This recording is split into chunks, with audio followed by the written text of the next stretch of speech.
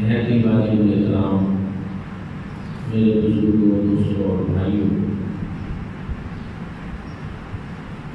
چونکہ قربانی کا مہینہ آنے والا ہے اور اس کے فضائل اور مسائل اگر ہم پہلے سے بیان کریں تو اس کا فائدہ زیادہ ہوتا ہے، تاکہ لوگوں نے قربانی کے لیے تیاری بھی کرنی ہوتی ہے، مختلف قسم کے جانور خریدنے ہوتے ہیں، تو وہ ان کو وقت پہ آگاہی ملے، رہنمائی ملے، اس میں فوائد زیادہ ہوتے ہیں۔ اس لیے میں نے یہ سوچا کہ اس سلسلہ میں کہ قربانی کے فضائل بھی اور ساتھ کچھ مسائل بھی بیان کیے جائیں۔ دعا ہے کہ اللہ کریم مجھے صحیح بیان کرنے کی اور اس پر ہم سب کو عمل کرنے کی توفیق عطا فرمائے۔ حضرات ذکر کا جہاں تک قربانی کی فضیلت کا تعلق ہے تو اس کی نسبت حضرت سیدنا ابراہیم خلیل اللہ علیہ السلام کے ساتھ، جو ہمارے حضور نبی کریم صلی اللہ علیہ وآلہ وسلم کے جد امجد بھی ہیں اور اولو العزم رسول جو ہیں ان میں ان کا شمار بھی ہوتا ہے۔ اور پھر ہم یہ جو قربانی کرتے ہیں یہ حضرت ابراہیم علیہ السلام کی ایسی سنت مبارکہ ہے جو اس امت میں بھی برقرار رکھی ہے۔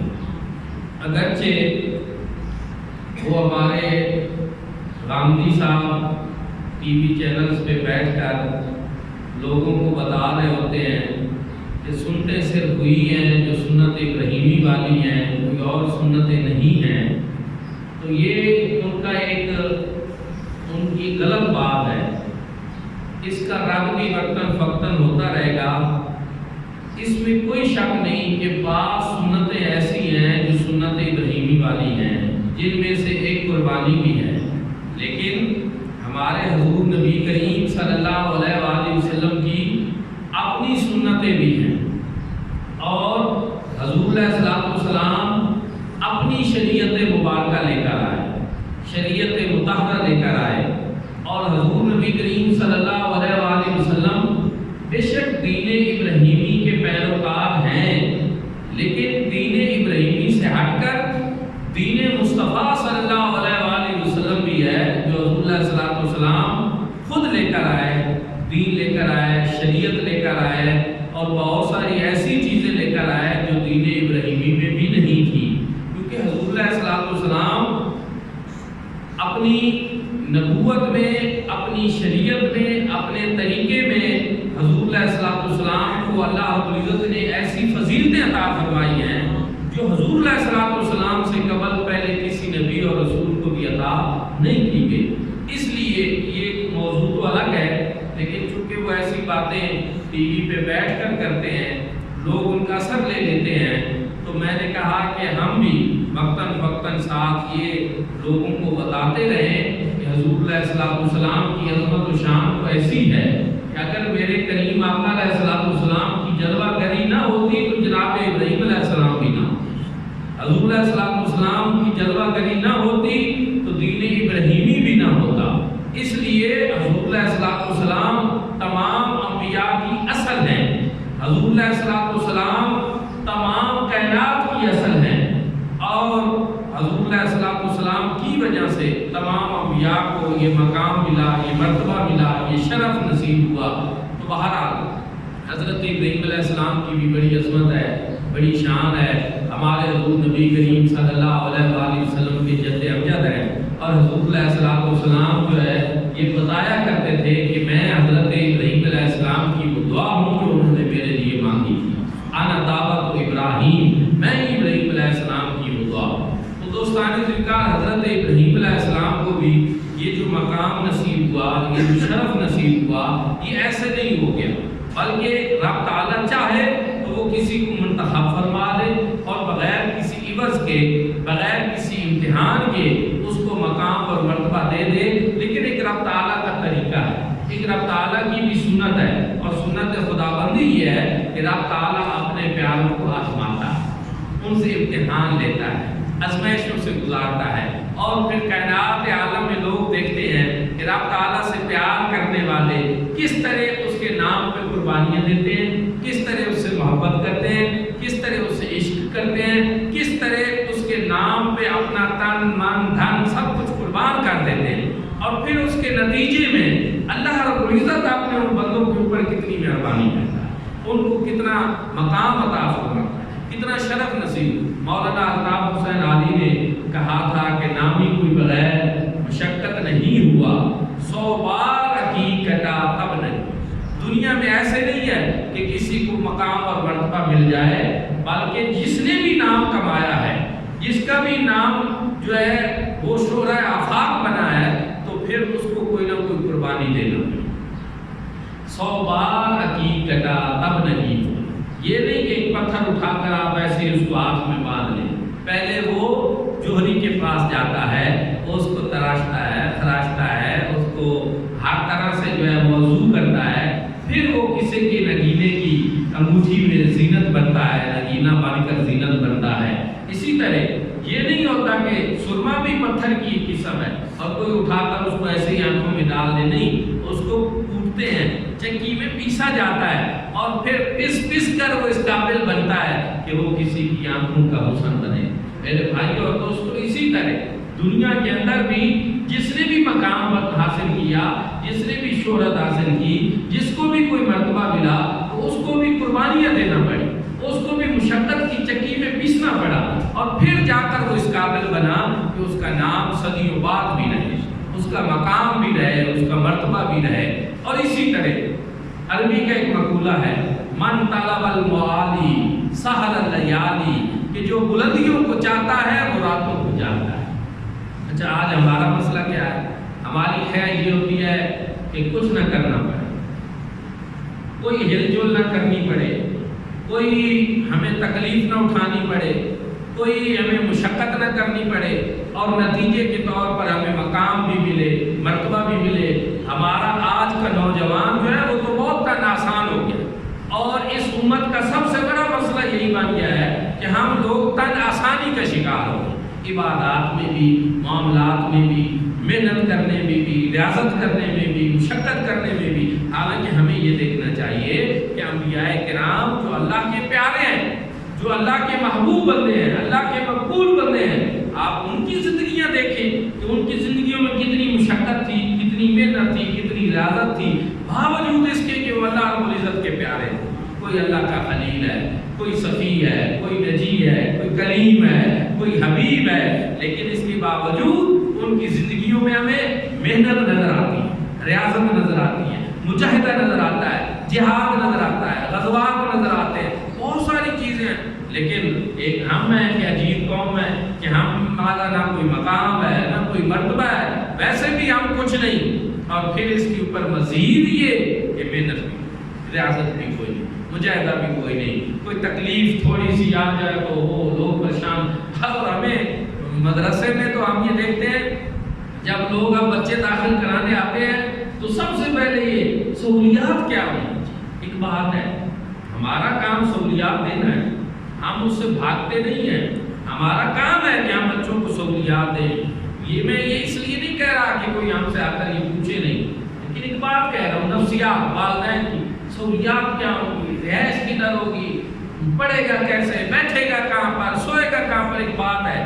حالانکہ والدین کو تو یہ چاہیے کہ وہ بچے کو اس بات پہ تیار کرے کہ بیٹا علم ہوتا ہی مشکلات سے حاصل ہے، علم کے لیے سفر کرنا پڑتے ہیں، مشکلات جھیلنا پڑتی ہے، مدرسوں کے ٹاٹوں پہ بیٹھنا پڑتا ہے، راتوں کو جاگ کر پڑھنا پڑتا ہے، تب یہ مقام اور مرتبہ ملتا ہے۔ والدین کا کام یہ ہے، استاد یہ بات کہیں، یہ الگ بات ہے کہ ساتھ ساتھ اس کے لیے جتنی مناسب رہائش، جتنی مناسب سہولیات، جتنی چیزیں ہو سکتی ہیں وہ ہمیں کرنی چاہیے، کوئی حرج نہیں اس میں۔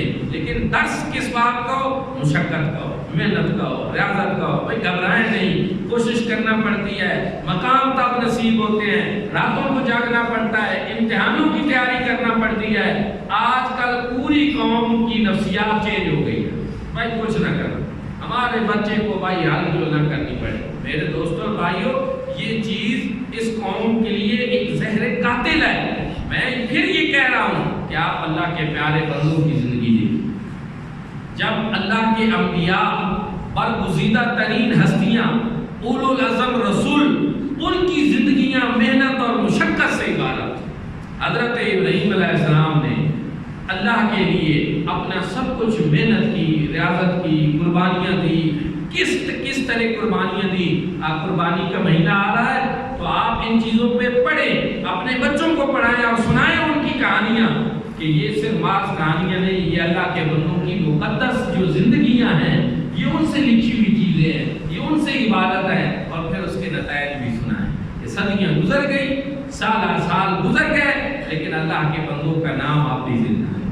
اب بھی امت مصطفیٰ بھی ان کی یاد کو زندہ کرتی ہے، ان کے نام پہ قربانیاں کرتی ہے، ان کی سنت مبارکہ کو زندہ کرتی ہے۔ تو دوستان ذوالفقار، ایک تو یہ چیز، اور پھر کسی بھی انسان کو سب سے زیادہ جو چیز پیاری ہوتی ہے وہ تین چیزیں ہیں۔ ایک تو انسان کو مال بہت زیادہ پیارا ہوتا ہے، دوسرا انسان کو اولاد بہت پیاری ہوتی ہے، تیسرا انسان کو اپنی جان بڑی پیاری ہوتی ہے۔ تینوں یہ چیزیں انسان کو بہت پیاری ہوتی ہیں، اور قرآن پاک کی جو آیت کریمہ میں نے آپ حضرات کے سامنے تلاوت کی، اللہ رب العزت نے ارشاد فرمایا وَإِذِ ابْتَلَىٰ إِبْرَاهِيمَ رَبُّهُ بِكَلِمَاتٍ فَأَتَمَّهُنَّ۔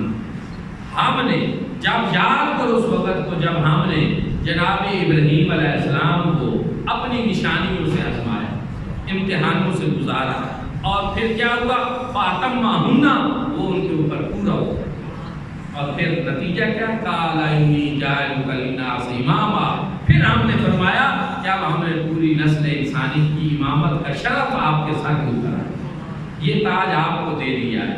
دوستان ذکر آزمایا گیا، آزمائشوں یاد رکھیں، تکلیفیں آتی ہیں، کافروں پر بھی آتی ہیں، بندہ مومن پہ بھی آتی ہیں، لیکن فرق ہوتا ہے۔ کافر جب اس طرح کی تکلیفوں سے دوچار ہوتے ہیں تو وہ ان پہ عذاب کی صورت میں ہوتے ہیں، اور پھر ان کو کوئی نتیجہ نہیں ملتا، پھر ان پہ کوئی مہربانی نہیں ہوتی، پھر ان پہ کوئی کرم نہیں ہوتا۔ لیکن بندہ مومن کے اوپر جب کوئی تکلیف آتی ہے، جب کوئی پریشانی آتی ہے، جب کوئی آزمائش آتی ہے، تو اس کے نتیجے میں اللہ رب العزت اس کے اوپر کرم نوازی ہے۔ اگر بندہ مومن گناہ گار ہے مسلمان، کلمہ پڑھنے والا ہے، تو اس تکلیف کے بدلے میں اللہ رب العزت اس کے گناہوں کو مٹا دے۔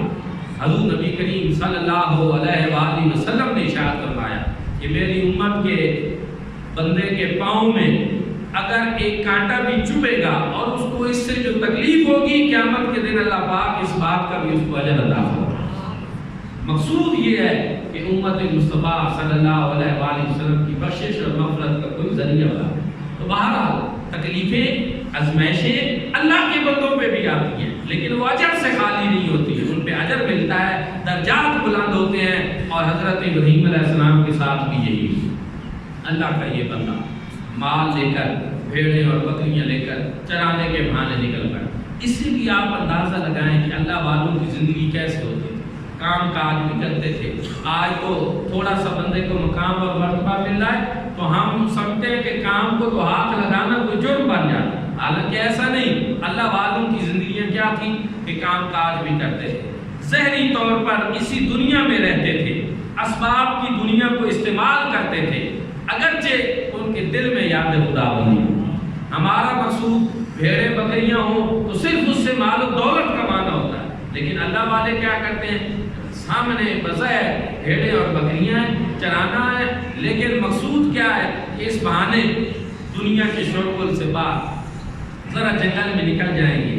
لوگ تو سمجھیں گے نا، ویسے نکلنا عجیب لگتا ہے کہ آپ بندہ ایسے غاروں میں رہے، جنگلوں میں رہے، لیکن ایک بہانہ معقول سا عذر ہو ساتھ انسان کے کہ بھیڑیں اور بکریاں لے جا رہے ہیں چرانے کے لیے۔ لیکن مقصود کیا تھا کہ میں شہر کی زندگی سے دور، لوگوں سے ذرا دور، اپنے اللہ کی عزت کو یاد۔ لوگ سمجھے کہ بہانہ بھیڑیں اور بکریاں ہیں، لیکن ان کا مقصود یہ نہیں تھا، مقصود اللہ کی عزت کو یاد کرنا تھا، یاد خداوندی تھی۔ اور اللہ والوں کا یہ طریقہ رہا ہے، اور کسی نے کہا تھا کہ نالے چرخا کٹاں نالے یاد کراں، ہاتھ کار والے دل یاد۔ وہ چرخا پرانی، اب تو وہ چرخے دیکھنے کو بھی نہیں ملتے۔ ہمارے دور میں تو جب اردو کی کتابیں ہوتی تھی تو کم از کم مائی والے چرخے کی تصویر ہوتی تھی، اب وہ بھی نہیں رہی. تو وہ ہوتا کیا تھا, سود کاٹتی تھی ہماری بزرگ جو مائیں گزر گئی ہیں, دادیاں نانیاں سود کاٹتی تھی.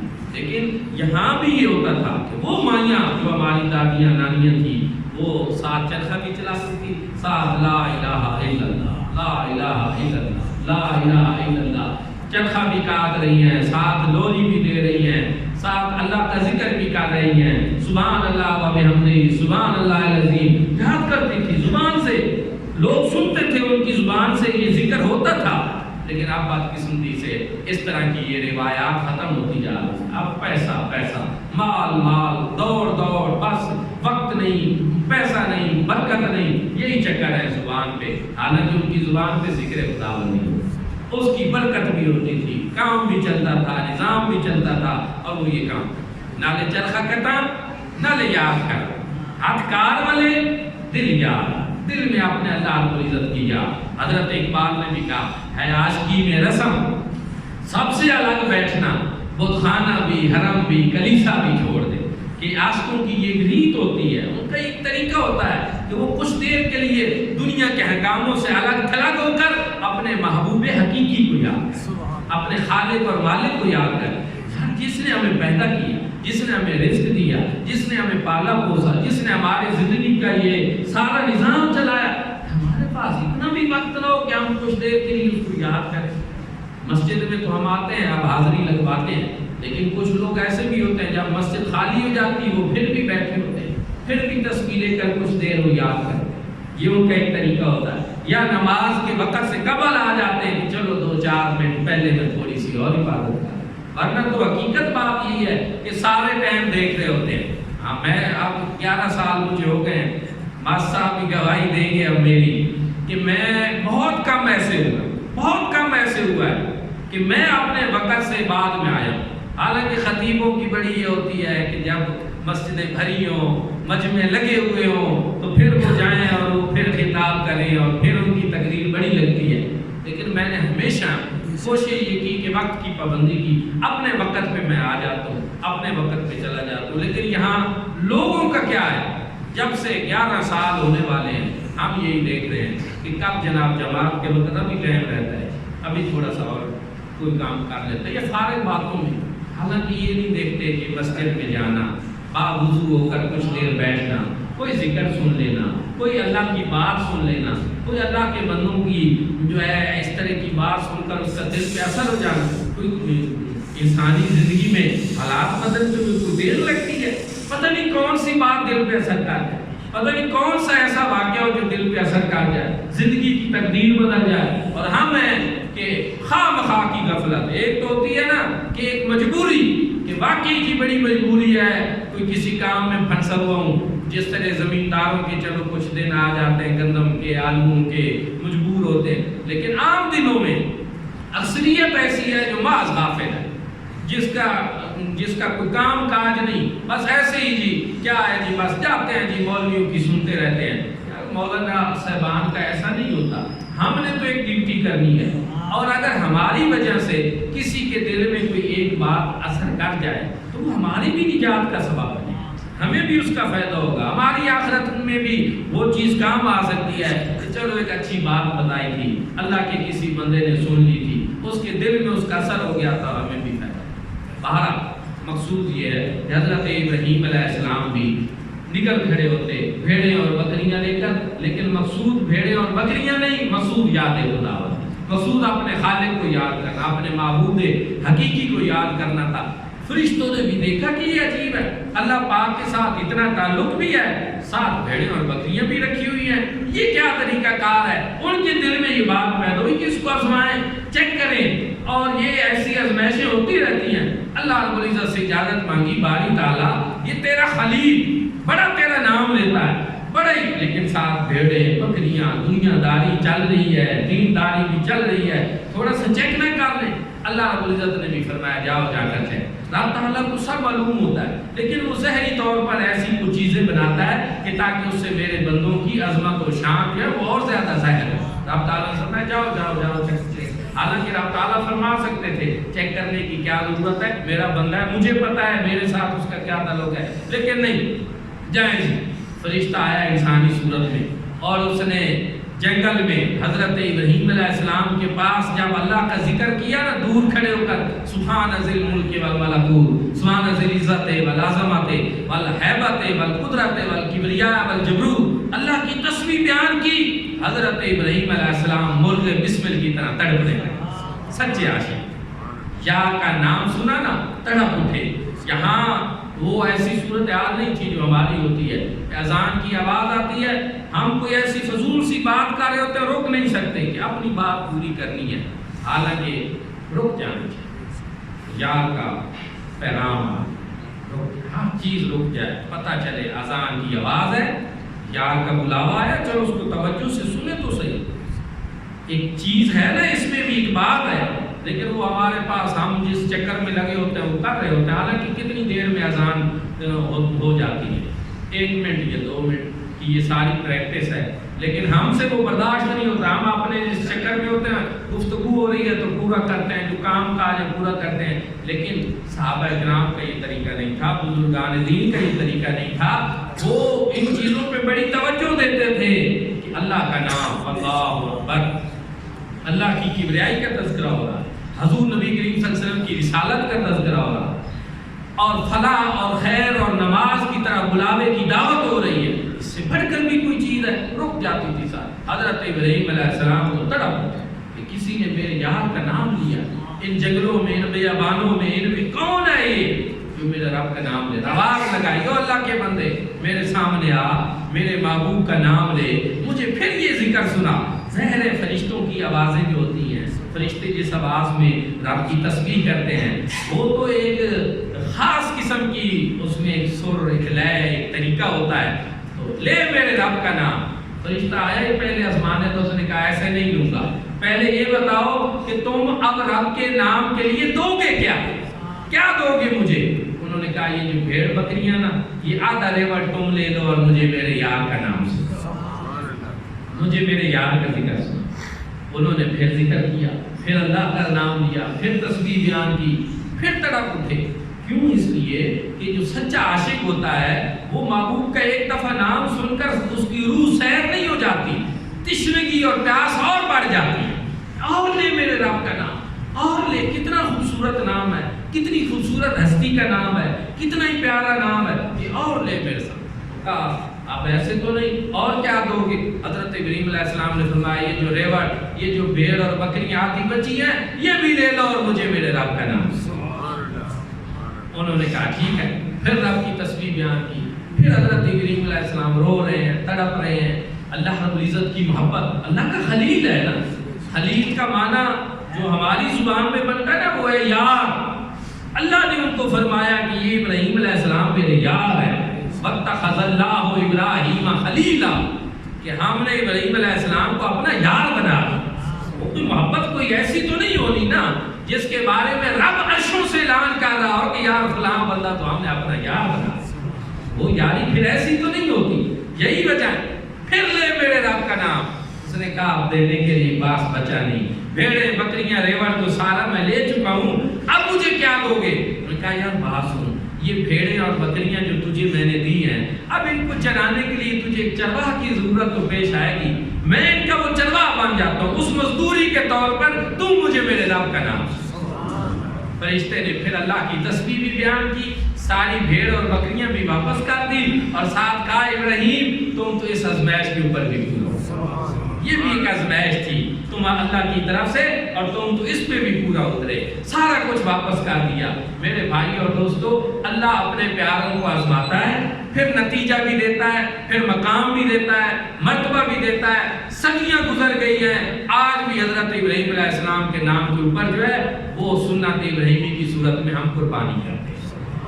وقت بالکل ہو گیا ہے، لیکن میں نے جیسا کہا کہ فضائل کے ساتھ ساتھ مسائل بھی کچھ ضرور بیان کرنے ہیں، اور ان کا وقت اب ہے، کیونکہ لوگ جانور خرید رہے ہیں۔ تو یاد رکھیں قربانی کے جانور جو ہے نا بنیادی طور پر تو ہوتے ہیں 3، اونٹ، گائے اور بکری۔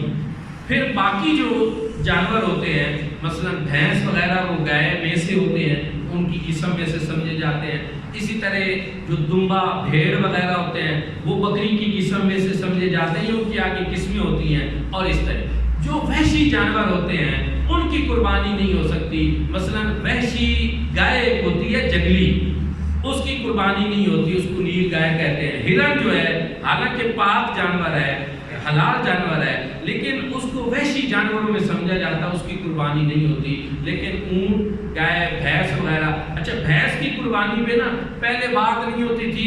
اب کچھ لوگوں نے خواہ مخواہ جی یہ حضور صلی اللہ علیہ وسلم کے زمانے میں اس کی قربانی نہیں ہوئی. اس پہ میں نے پچھلے سال ایک بڑا تحقیقی ویڈیو کلپ جاری کیا تھا، جس میں میں نے بتایا تھا کہ حضرت مولا علی کرم اللہ وجہ سے ایک روایت ہے جس میں آپ فرماتے ہیں کہ بھینس کی قربانی جو ہوتی ہے اس کی 7 حصے ہو سکتے ہیں.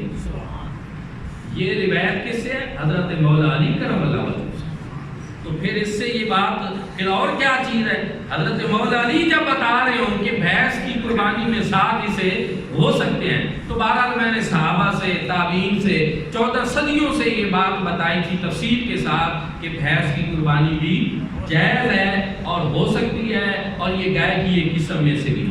اسی طرح ان کی عمریں جو ہیں، اونٹ 5 سال کا، گائے بھینس 2 سال کی، اور جس کو ہم اپنی زبان میں دمدہ کہتے ہیں، اور بکری جو ہے وہ 1 سال کی، بھیڑ یا دمبا وہ 1 سال کا بھی، اور 6 ماہ کا ایسا بھیڑ یا دمبا جو سال کے جو ہوں ان میں کھڑا کر دیا جائے تو وہ ایسے لگے کہ یہ بھی سال کا ہے، تو اس کی قربانی بھی ہو سکتی ہے. قربانی کا جانور صحت مند ہونا چاہیے، فربا ہونا چاہیے، جس کا گوشت اچھا ہو. خصی کی بھی قربانی ہو سکتی ہے. حضور نبی کریم صلی اللہ علیہ وسلم نے خود جو قربانیاں کی ان میں خصی جانوروں کی بھی قربانی کی. اور اسی طرح قربانی ہر صاحب نصاب پر فرض ہے. اور یاد رکھیں زکوٰۃ کا نصاب اور ہے، قربانی کا نصاب اور فطرانے کا نصاب اور ہے. یہ بات ذہن میں رکھیں، زکوٰۃ والا نہیں ہے بلکہ اس سے بھی مزید کم نصاب میں قربانی جو ہے وہ واجب ہو جاتی ہے. اور قربانی کس پر واجب ہو، مرد پر ہو یا عورت پر ہو، وہ اپنی طرف سے الگ الگ قربانی کرے. بعض دفعہ گھر میں 1 سے زائد بندے صاحب نصاب ہوتے ہیں، عورتوں کے پاس بھی سونا چاندی پڑا ہوتا ہے، مردوں کے پاس بھی الگ پیسے نقدی سونا چاندی وغیرہ ہوتے ہیں، لیکن گھر کا ایک بندہ وہ کہہ دیتے ہیں کہ گھر کے سربراہ پہ قربانی ہے، سربراہ پہ نہیں، ہر صاحب نصاب پہ، چاہے وہ مرد ہے چاہے وہ عورت ہے، جس کے پاس نصاب ہوگا اس پر قربانی ہوگی. اور قربانی کے لیے بعض دفعہ لوگوں نے یہ کیا ہوتا ہے، پوچھتے ہیں نا ہم سے مسئلے تو ہمیں بھی پتہ چلتا ہے کہ جی اس سال ہم قربانی بیوی کی طرف سے کریں گے، اس سال بیٹوں کی طرف سے کریں گے، اس سال اس کی طرف سے نہیں. جو صاحب نصاب ہے اس کی طرف سے ہر سال قربانی ہوگی. اور یہ الگ بات ہے کہ کوئی اجازت دے گھر کے سربراہ کو کہ کوئی بیوی اس کو پیسے دے کہ یہ میری طرف سے قربانی لے کر آپ کریں، تو وہ ایک الگ بات ہے. قربانی میں نیابت، قیم مقامی یہ ہو سکتی ہے، لیکن یہ نہیں ہے کہ وہ سربراہ خود نہ کرے، صاحب نصاب ہو کر وہ صرف بیوی کی طرف سے کرے، ایسا نہیں ہو سکتا. ان مسئلوں کو بھی آپ سمجھیں، ان پر بھی عمل کیا کریں. کچھ انشاءاللہ میں مزید جو مسئلے قربانی کے ہیں وہ آئندہ جمعے میں بھی بیان آخر پہ کر دوں گا. اللہ رب العزت ہم سب کو عمل کی توفیق عطا فرمائے. باخر دعوانا